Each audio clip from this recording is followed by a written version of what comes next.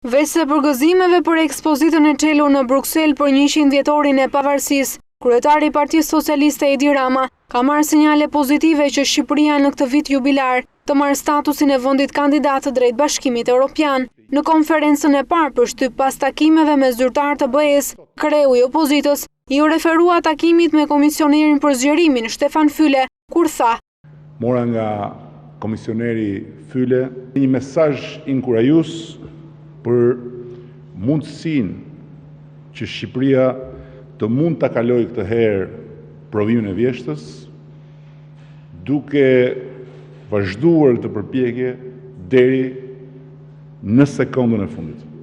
Në këtë pikë Rama tha se Partia Socialiste do të bëjë gjithçka që Shqipëria të mos ndëshkohet për të tretën herë për marrjen e statusit të kandidatit. Ne do të bëjmë gjithçka mundemi në mbrojtje të interesit kombëtar që në këtë periudhë përputhet katërcipërisht me nevojën e vendit për statusin e kandidatit në Bashkimin Evropian.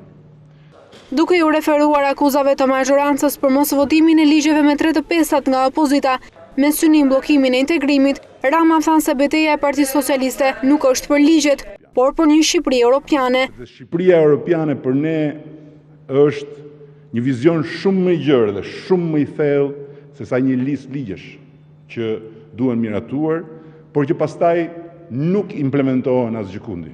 Në fund, edhe një vlerësim për agjendën e qeverisë për 100 vjetorin e pavarësisë së Shqipërisë. Fatkeqësi që qeveria deri sot e gjithë ditën s'ka arritur do të bëjë akoma as edhe një ceremoni denjë për 100 vjetorin. Vetëm shfaqje surrogato të mendësisë provinciale dhe të kulturës realizmit socialist.